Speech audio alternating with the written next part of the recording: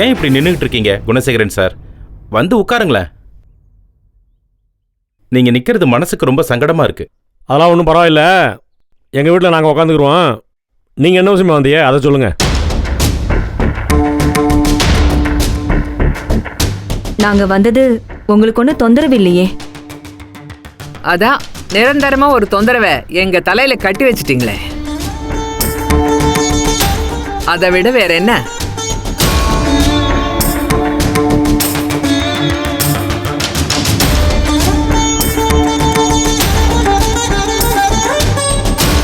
Sir, முதல்ல நீங்க வந்த விஷயம் என்னன்றதை சொல்லுங்க. உங்க பொண்ணு இங்க என்ன கூத்து பண்ணிருக்காங்கன்றத உங்க பொண்ணே சொல்லுவாங்க. இப்ப என்ன பிரச்சனைன்னு சொன்னீங்கன்னா? சொன்னா தீர்த்து வச்சிட போறீங்களா? நீங்க வந்த விஷயம் என்னங்க அதை சொல்லுங்க. ஏன் தேவையில்லாம வளவளன்னு பேசிட்டு இருக்கீங்க? அது ஆஃபீஸ் விஷயமா மதுரைக்கு வந்தேன். அப்படியே ஜனனி உங்களெல்லாம் பார்த்துட்டு போகலான்னு வந்தேன். கூட பத்மாவும் வரேன்னா. ஆமா, ரொம்ப அவசியம். இப்போ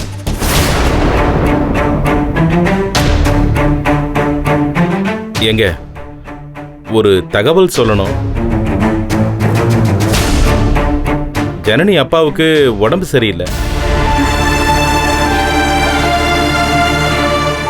என்னம்மா சொல்றீங்க?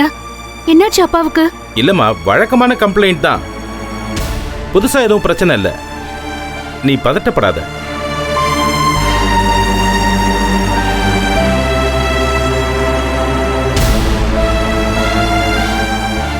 ஜனனிக்கும் சக்திக்கும் தல தீபாவளி வருது.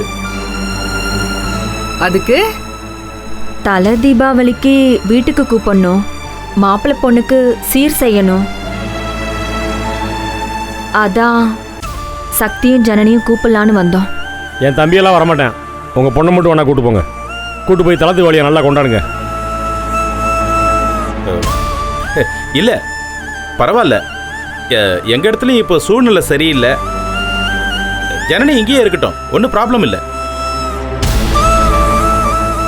அண்ணனும் அண்ணியும் 2 நாள்ல இங்க வந்து ஜனனிக்கும் மாப்பிள்ளைக்கும் சீர் செய்வாங்க.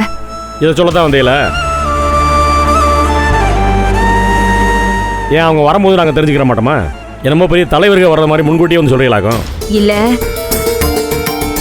வரும்போது இங்க எதுவும் சங்கடமா நடந்துடக்கூடாதுல்ல. இனிமே என்ன இருக்கு நடக்கிறதுக்கு? நிக்கிறாளே உங்க வீட்டு பொண்ணு, நிறையவே பண்ணிட்டான். இந்த குடும்பத்தோட மானம் மரியாதை எல்லாத்தையுமே வாங்கிட்டான். என்ன முழிக்கிறிய? உங்க வீட்டு பொண்ணு உங்ககிட்ட எதுவும் சொல்லலையா?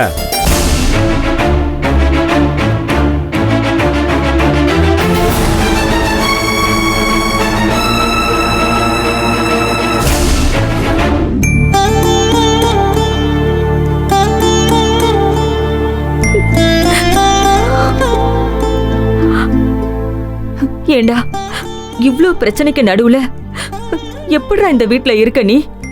அதான் எனக்கும் புரியல, என்னால இருக்க முடியல. நான் ஏதாவது செய்யணும்னு நினைச்சாலும் அதை செய்ய விடாம எல்லாரும் குறுக்க நிக்கிறாங்க. தினம் தினம் ஏதாவது ஒரு பிரச்சனை நடந்துகிட்டே தான் இருக்கு.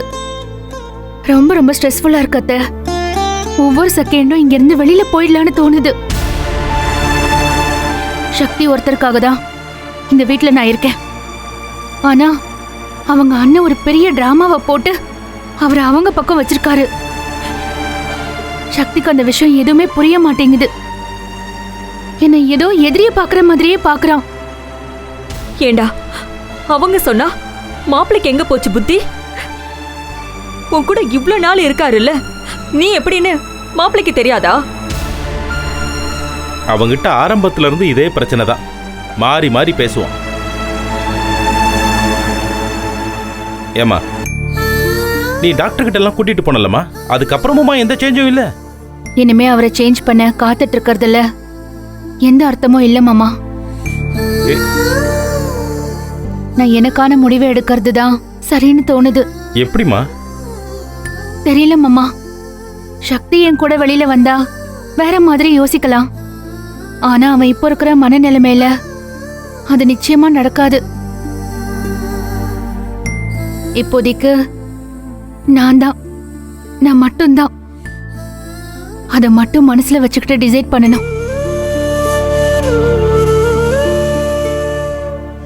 இங்க பார், நீ சென்னைக்கு வரலான்னு யோசிச்சுட்டு இருக்கியா? உன் நிலைமை தெரிஞ்சு நான் இப்படி பேசுறேன்னு நினைக்காத. இப்ப நீ அங்க வர வேண்டாமா? என்னங்க?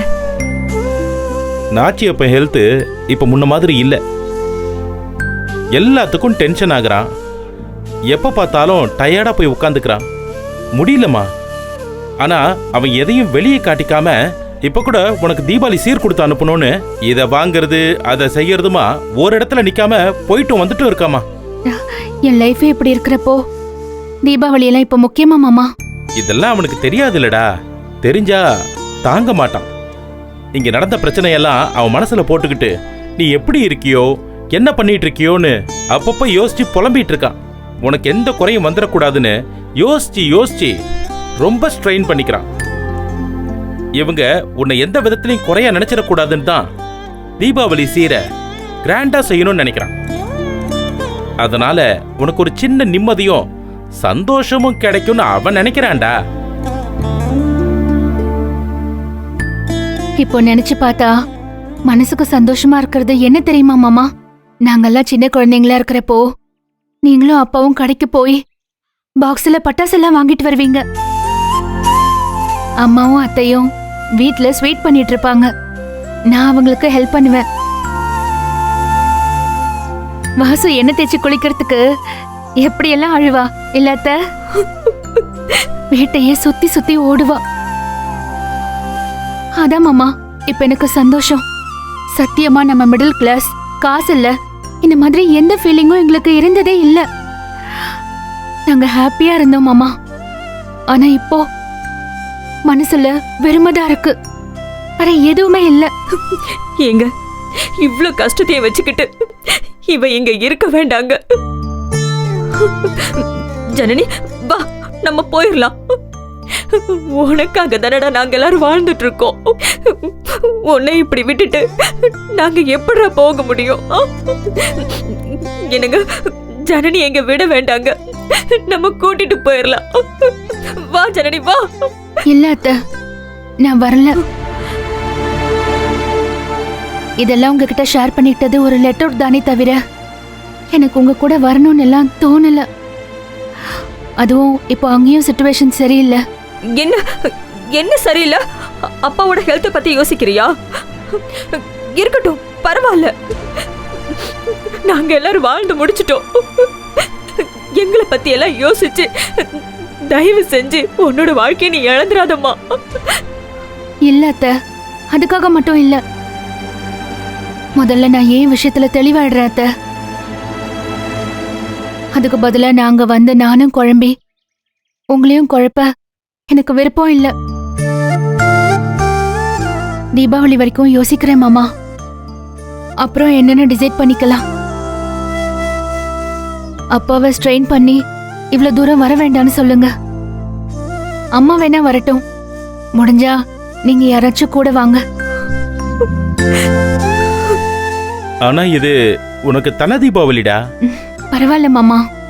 மத்தபடி இங்க நடந்தது எதையும் அப்பா கிட்ட சொல்ல வேண்டாம். நீங்க கிளம்புங்க.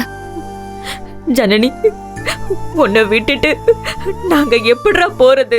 I'll take care of it. நான் அப்பப்போ பேசுறேன். நீங்க தைரியமா கிளம்புங்க. பாத்து சரி வரேன்டா.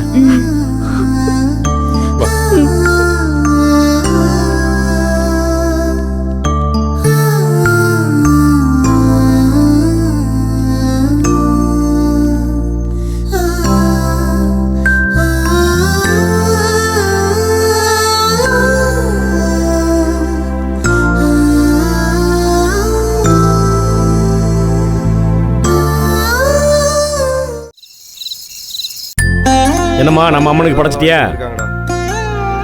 காசி விஸ்வநாதர் கோயில் பிரசாதம். இந்தா எடுத்துக்க எடுத்துக்க.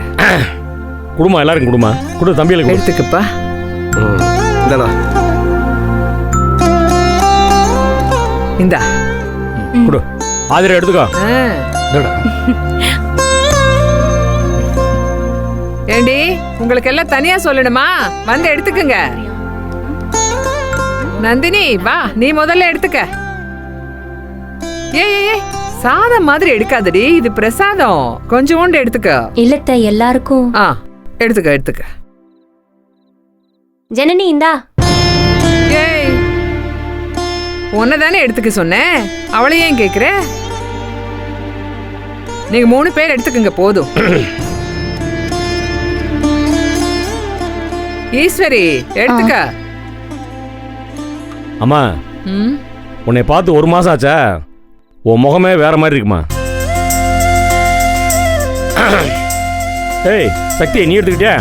எடுத்துக்கிட்டேன்.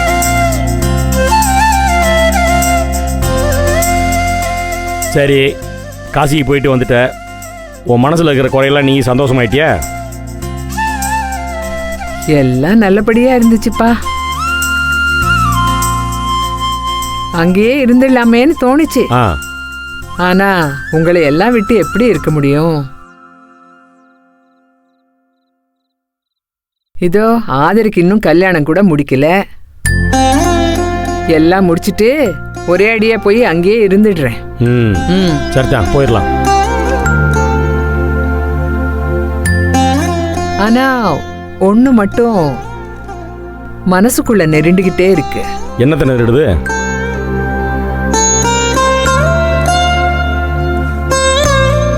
இந்த வீட்டு பொம்பளையில பத்தி யோசிக்கிறியா? அதெல்லாம் எல்லாத்தையும் அடக்கி வச்சாச்சுமா, அதை பத்தியெல்லாம் கவலைப்படாத.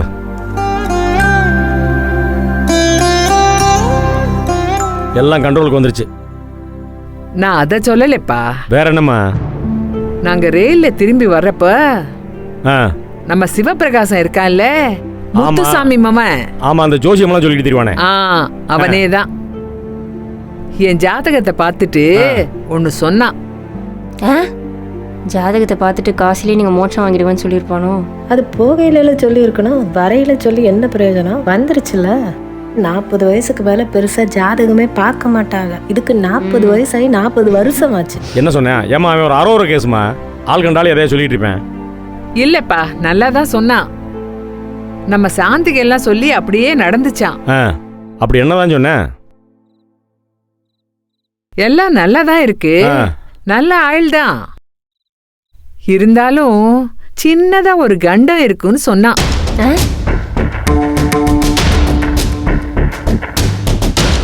ஏமா அவன் பேச்ச கேட்டுக்கிட்டு உளருவாயம்மா அவன். அப்படி இல்லப்பா, அதுக்கு பரிகாரமும் சொல்லிருக்கான். நம்ம வீட்டு கடைசி பையனுக்கு குழந்தை பிறந்தா எல்லாம் சரியாயிடும்னு சொன்னான்.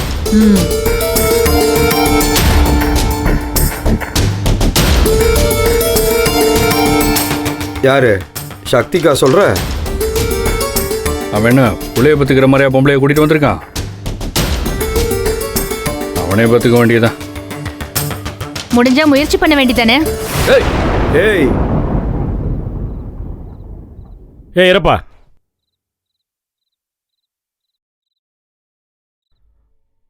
ஏய் என்ன வாய் ரொம்ப நீளுது? மரியாதையா பேசணும், நல்லா இருக்காது, அவ்வளவுதான் சொல்லுவேன். வாங்கினதெல்லாம் பத்தாதா? என்ன அசிங்கப்படுத்துற மாதிரி கேலி பண்ணா நான் கேட்டுக்கிட்டு சும்மா இருக்கணுமா? ஏய், இப்ப யார் உன்னை அசிங்கப்படுத்தினது? உன்னையும் சேர்த்துதான் அசிங்கப்படுத்துறாங்க. உங்க அம்மா தன்னோட ஆயுள் நல்லா இருக்கணும்னு ஒரு குழந்தை வேணும்னு சொல்றாங்க. ஒரு குழந்தை பிறந்து வளர சூழ்நிலையா இந்த வீட்டுல இருக்கு.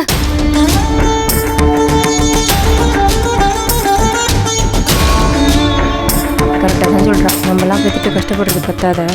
ஏன் இந்த வீட்டுக்கு கல்யாணம் பண்ணிட்டு வந்தவங்க எல்லாம் குழந்தை பெத்துக்கிட்டு குடும்பம் நடத்தலையா? பெத்துக்கிட்டாங்க, வாழறாங்களா? அவங்க மனசாட்சியை கேட்டாதானே தெரியும்.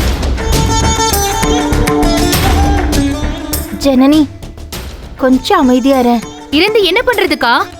இன்னைக்கு நடந்தது எல்லாத்தையும் பாத்தீங்கல்ல. இன்னொரு பிரச்சனை, இப்போ குழந்தை பெத்து கொடுக்கணுமா? நான் என்ன மஷினா? ஏய் என்னடி ரொம்ப வாய் நீளுது? கல்யாணம் பண்ணிட்டா குழந்தை பெத்துதான் ஆகணும். அது என்னோட தனிப்பட்ட விருப்பம்.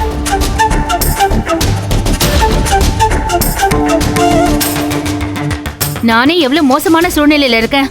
ஒரு குழந்தைய இந்த உலகத்துக்கு கொண்டு வந்து அதையும் கஷ்டப்படுத்தணுமா? ஏன் நாங்க எல்லாம் பெத்துக்கலையா?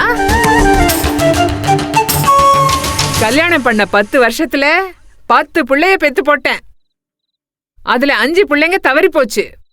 5 ஆம்பளை பிள்ளைங்க. இந்தாரடி, ஒரு குடும்பத்துக்கு வாக்கப்பட்டு வந்தா புள்ள பத்து கொடுக்கறவ தான் நல்ல மருமக. அப்படி ஒரு மருமகளா பேர் வாங்கணும்னு எனக்கு அவசியமே இல்ல. ஏய், என்ன பேசுற?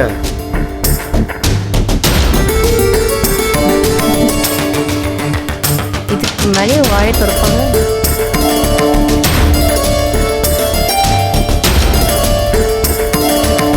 எல்லாம் நம்ம பக்கம் திரும்புது, வாங்க போயிருவோம்.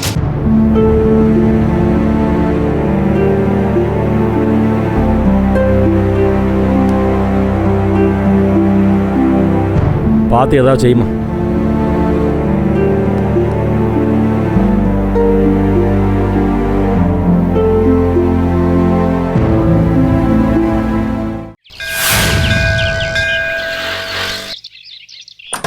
ஏ வாடி. ஓகே.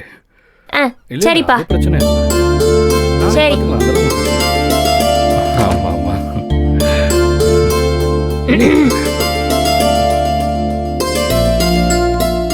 தாராவை ஸ்கூல் கூட்டிட்டு போயிட்டு வாங்க. ஏன் நீ என்ன வெட்டி முறிக்கிற வேலையா பாக்குற? நீ ஏன் கொண்டு போய் விட்டு கூட்டிட்டு பாப்போ. இல்ல, அரிசி ஊற போட்டிருக்கேன், அரைக்கணும், மில்லு வரைக்கும் போகணும், நலியா சோழி கிடக்கு, நேரத்துக்கு முடிக்கலன்னா அத்தை வேற வைவாக. அதான் சொல்றேன், போயிட்டு வாங்க. ஓஹோ, நீங்க வேலை செய்றீங்க, நான் வெட்டியா இருக்கேன். நான் குத்தியா காட்டுற? நான் அப்படிலாம் சொல்லலைங்க. நீங்கன்னா படக்குன்னு கார்ல கூட்டு போயிட்டு கூட்டு வந்துருவீங்க. நான் ஆட்டோ தேடணும், திரும்ப வரும்போது ஒரு ஆட்டோவை பார்க்கணும், நேரமாகும். அதுக்கு தான் சொல்கிறேன். ஏய், காலங்காத்தாலே கடுப்பேற்றிட்டு இருக்காத. என்னால் அதெல்லாம் செய்ய முடியாது. எனக்கு 1008 ஜோலி கிடக்கு. அதான் வீட்டில் 4-5 கார் கிடக்குல்ல, அனுப்பிவிட வேண்டியதானே? யாரையும் நம்பி புள்ளைய தனியெல்லாம் அனுப்ப முடியாதுங்க. ஏன் எல்லாம் தெரிஞ்ச ஆளு தானே நீ? பா அனுப்பு, ஏன் உசுரை வாங்கிட்டு இருக்காம. காலம் கெட்டு போய் கிடக்கு.